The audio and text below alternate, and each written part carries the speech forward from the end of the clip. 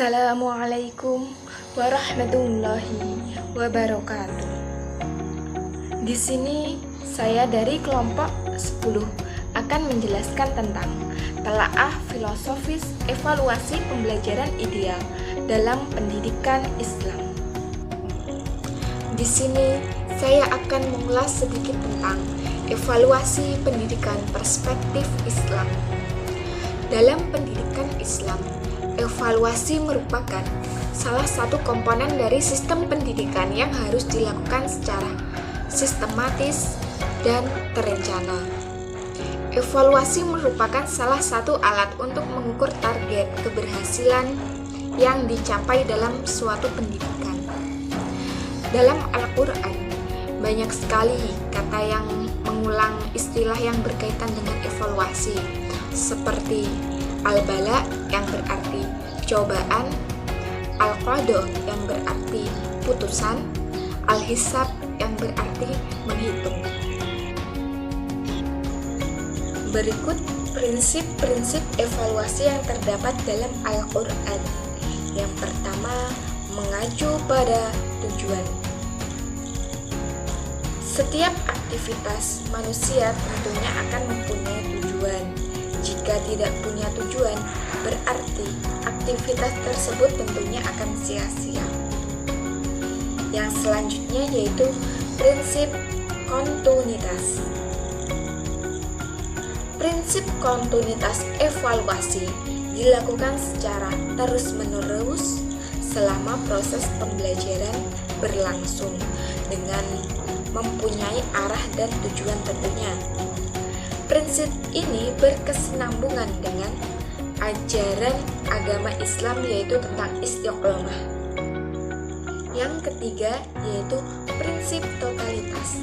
Prinsip totalitas merupakan prinsip yang melihat semua aspek kehidupan, meliputi kepribadian, ketanggungjawaban, pemahaman, ketulusan, dan lain-lain. Semua aspek yang dievaluasi ini menyeluruh, baik dari yang besar maupun yang kecil. Dalam ajaran Islam, penilaian yang menyeluruh dimaksudkan juga sebagai penilaian pada segi ucapan, perbuatan, dan hati sanubari yang dikenal dengan istilah auliyah dan alwiyah. Hal itu sesuai dengan ayat Al-Quran yang memerintahkan kita untuk mempelajari, memahami, serta mengamalkan Islam secara menyeluruh. Yang keempat yaitu prinsip objektivitas. Dalam mengevaluasi berdasarkan kenyataan yang sebenarnya, tidak boleh dipengaruhi oleh hal-hal yang bersifat emosional dan irasional. Objektivitas artinya benar-benar menjalankan aturan dan kriteria yang telah ditetapkan. Hadis Nabi yang berbunyi, hasibu qabla an tuhasabu, yang artinya evaluasilah dirimu sebelum engkau dievaluasi. Bahwasanya setiap manusia akan dihisab sesuai dengan amal perbuatannya, baik dari kebaikan maupun dengan kejelekannya, walaupun sebesar zarah pun. Maka sepantasnya setiap manusia untuk selalu mengevaluasi dirinya sendiri sebelum Allah mengevaluasi amal perbuatannya. Dalam bidang pendidikan, ditinjau dari sasarannya, evaluasi ada yang bersifat makro dan ada yang bersifat mikro. Evaluasi yang bersifat makro sasarannya adalah program pendidikan, yaitu program yang direncanakan untuk memperbaiki bidang pendidikan. Sedangkan evaluasi mikro sering digunakan di tingkat kelas, khususnya untuk mengetahui pencapaian belajar peserta didik. Evaluasi pendidikan seharusnya dapat memberikan gambaran tentang pencapaian tujuan Undang-Undang Sisdiknas Nomor 20 Tahun 2003 yang mampu memberikan informasi tentang sejauh mana kondisi peserta didik dalam belajar. evaluasi dalam belajar harus mampu memberikan 3 informasi penting, yaitu penempatan, maestri, dan diagnosis. Yang pertama ada penempatan. Apa itu penempatan? Penempatan yaitu berkaitan dengan level belajar yang mana seseorang anak dapat ditempatkan sehingga dapat menantang tetapi tidak frustasi. Yang kedua ada maestri, berkaitan dengan apakah anak yang sudah memiliki pengetahuan dan kemampuan yang cukup untuk menuju ke tingkat berikutnya. Yang ketiga ada diagnosis. Apa itu diagnosis? Diagnosis berkaitan dengan bagaimana yang dirasa sulit bagi anak, bagaimana mempersiapkan para siswa menghadapi evaluasi, baik internal maupun eksternal. Membahas tentang ujian nasional. Permasalahannya, apakah sistem evaluasi dalam bentuk ujian nasional dapat menjawab semua informasi yang diperlukan dalam pencapaian tujuan pendidikan nasional? Melaksanakan ujian nasional bertujuan untuk mengukur pencapaian hasil belajar peserta didik melalui pemberian tes. Ujian nasional juga bagian dari bentuk evaluasi yang dilakukan hanya melalui tes akhir pada beberapa mata pelajaran. Hal ini tidak mungkin akan dapat memberikan informasi universal dan objektif tentang perkembangan peserta didik sebelum dan setelah mengikuti pendidikan. Ujian nasional juga berfungsi untuk menentukan kelulusan siswa. Dengan demikian, pemberlakuan kebijakan ujian nasional membutuhkan suatu upaya peninjauan ulang, baik secara konsepsional ataupun mapping di lapangan. Sehingga pemberlakuan kebijakan ujian nasional benar-benar sesuai dengan tuntunan real, tidak menyebabkan masalah baru dan tetap berbanding lurus dengan target. Cara mempersiapkan para siswa menghadapi evaluasi, baik secara internal maupun secara eksternal. Langkah yang pertama, para guru harus meluangkan waktunya untuk mengajarkan strategi mengerjakan ujian. Melalui langkah ini, para siswa dibantu menggunakan waktunya secara efisien, memahami petunjuknya dengan seksama. Langkah yang kedua, para guru harus mengupayakan pengurangan kecemasan menghadapi ujian. Tak dipungkiri, banyak di antara kita mengalami pengaruh negatif berupa kecemasan dalam menghadapi ujian. Tentang pendidikan Islam juga memiliki peran dalam konteks pendidikan nasional.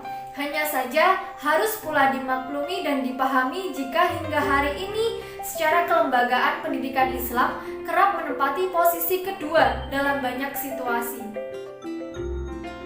Misalnya, jurusan yang menawarkan pendidikan Islam kurang banyak peminatnya jika dibandingkan dengan jurusan lain yang dianggap memiliki orientasi masa depan yang lebih baik. Untuk itu, hasil evaluasi pembelajaran yang ideal merupakan syarat mutlak untuk tercapainya tujuan pendidikan. Pelaksanaan evaluasi pembelajaran itu sendiri seringkali terbentur dengan kondisi peserta didik. Peserta didik yang memiliki berbagai macam kondisi yang berbeda-beda, terutama mereka yang mengalami kondisi khusus sudah tentu memiliki kebutuhan khusus dalam menghadapi evaluasi pembelajaran. Assalamualaikum warahmatullahi wabarakatuh. Apakah kalian sudah paham tentang urgensi evaluasi pendidikan? Yang pertama yaitu bagi guru. Bagi guru, untuk mengetahui hasil keberhasilan KBM itu sangatlah penting. Dengan diadakannya evaluasi, maka guru akan mengetahui sejauh mana siswa-siswa tersebut memahami materi yang diberikan, memahami pelajaran yang dia berikan. Nah, dengan mengetahui hal-hal tersebut, maka guru dapat memberi perhatian lebih kepada siswa yang kurang memahami. Hasil evaluasi ini juga dapat digunakan bahwa materi yang kita ajarkan ini dapat kita gunakan untuk metode pengajaran selanjutnya atau tidak dapat kita gunakan, maka kita perlu melakukan evaluasi sehingga hal tersebut bisa menjadi pedoman apakah metode tersebut pantas untuk digunakan secara lanjut atau cukup sampai di situ. Yang kedua yaitu adalah bagi siswa. Secara garis besar, Hasil yang diperoleh dari hasil evaluasi yaitu ada dua macam, yaitu memuaskan dan tidak memuaskan. Jika hasil yang ia peroleh itu memuaskan atau menyenangkan bagi dirinya, maka itu dapat digunakan sebagai titik awal tujuan dia untuk mencapai hal tersebut kembali di lain waktu. Namun sebaliknya, jika hasil evaluasi yang ia peroleh tidak memuaskan atau kurang menyenangkan bagi dirinya, maka hal tersebut dapat digunakan sebagai pelajaran untuk tidak diulangi di lain waktu, sehingga dia dapat menjadi lebih baik dari hasil evaluasi-evaluasi tersebut. Yang ketiga yaitu bagi sekolah. Dengan evaluasi, sekolah dapat menunjukkan kualitas pelayanannya bagi siswanya untuk bersaing dengan sekolah-sekolah lain, sehingga menjadi idaman bagi masyarakat yang ingin menyekolahkan anaknya di sekolah tersebut. Kualitas suatu sekolah dapat dilihat dari hasil belajar siswa, dari nilai-nilai rapot, prestasi-prestasi akademik yang telah diraih oleh beberapa siswa tersebut, atau bahkan non-akademik apa saja yang telah diraih. Hasil evaluasi tahun per tahun juga dapat digunakan oleh sekolah, apakah kualitas sekolah tersebut mengalami penurunan dari tahun sebelumnya ataukah mengalami kenaikan dari tahun sebelumnya. Itu juga dapat digunakan sebagai evaluasi. Yang selanjutnya ada juga instrumen evaluasi. Apakah instrumen evaluasi tersebut? Instrumen evaluasi adalah alat yang digunakan untuk mengetahui perubahan-perubahan apa saja yang terjadi pada siswa. Instrumen evaluasi dapat berupa tes maupun non-tes. Evaluasi yang berupa tes adalah suatu alat atau prosedur yang digunakan untuk mendapatkan data dari siswa secara sistematis dan objektif dengan cepat dan tepat. Yang selanjutnya adalah evaluasi non-tes. Hal ini dapat dilihat dari perubahan siswa, dari perilaku ataupun psikologinya, mengalami perubahan yang bagaimana, maka itu adalah disebut dengan evaluasi non-tes. Guru sebagai evaluator dapat menggunakan instrumen non-tes ini sebagai acuan pertimbangan pemberian nilai pada siswa tersebut. Karena jika data yang dikumpulkan hanya tes ataupun hanya non-tes saja, maka data tersebut tidak akan cukup atau tidak akan lengkap. Maka kita harus mengumpulkan kedua data, baik itu dari data tes ataupun dari data non-tes. Maka data tersebut akan semakin lengkap dan memberikan penilaian yang terbaik bagi siswa tersebut. Cukup sekian penyampaian tentang urgensi evaluasi pendidikan bagi saya. Sekian, terima kasih.